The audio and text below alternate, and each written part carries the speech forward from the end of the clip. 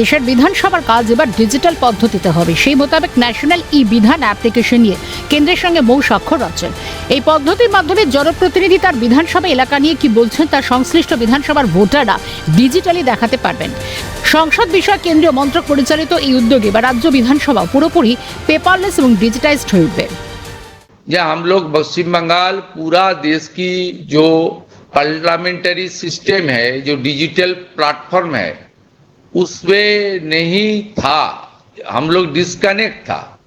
आज हम लोग कनेक्ट हो रहा है, ये तो पहले होना चाहिए था। পূর্বতন তৃণমূল সরকারকে আক্রমণ করে মুখ্যমন্ত্রী বলেন, আগে সরকার কোনো কেন্দ্রীয় প্রকল্পে যুক্ত হয়নি। সেই তালিকা ছিল ওয়ান নেশন ওয়ান অ্যাপ্লিকেশনের মতো প্রকল্প।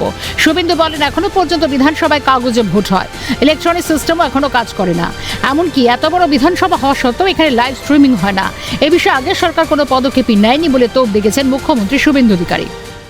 इस आईन सभा को इतना बड़ा प्लेटफॉर्म का मौका, one nation one application, NeVA जिसका फैसिलिटी के अंदर है transparency, go paperless, public access to debates, reports, question replies, 24/7 access, available on website and mobile app.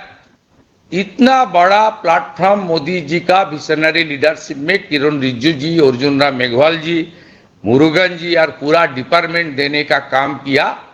पिछले सरकार इसका मौका नहीं लिया है, ये बहुत अनफॉर्चुनेट बात है। এদিন তিনি শ্যামাপ্রসাদ মুখোপাধ্যায়ের কথা তুলে ধরেন। শুভেন্দু বলেন, শ্যামাপ্রসাদই ছিলেন বলে আজ আমরা ভারতে, না হলে বাংলাদেশের মতো ইসলামিক স্টেটের সঙ্গে যুক্ত হয়ে যেত। তিনি বলেন, 1947 সালের বাঙালি বিধানসভা অর্থাৎ তৎকালীন আইনসভা অন্তর্ভুক্তির জন্য রেজলিউশন নিয়ে এসেছিলেন। সেই সময় 58 জন তাকে সমর্থন করেছিলেন, আর এভাবেই তিনি আমাদের বাঁচিয়েছিলেন। ফলে এই বিধানসভার গুরুত্ব অপরিসীম। ফলে সেই গুরুত্ব বিধানসভার আধুনিকীকরণ অত্যন্ত প্রয়োজন বলে এই দিন তুলে ধরেন তিনি। ये पश्चिम बंगाल अब तो भारत में नहीं, डॉक्टर श्यामा प्रसाद जी था इसलिए हम लोग भारत में है। हम लोग आज बांग्लादेश में एक इस्लामिक कंट्री में चला जाता।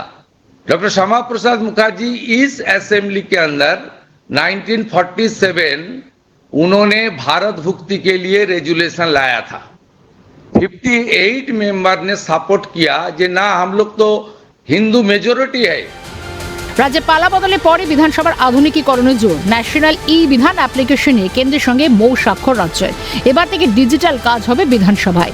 এর মাধ্যমে দেশের অন্য রাজ্যের মতো পশ্চিমবঙ্গ বিধানসভার যাবতীয় কার্যপ্রণালী অনলাইনে দেখতে পাওয়া যাবে দেশ বা বিদেশের যে কোনো প্রান্ত থেকে।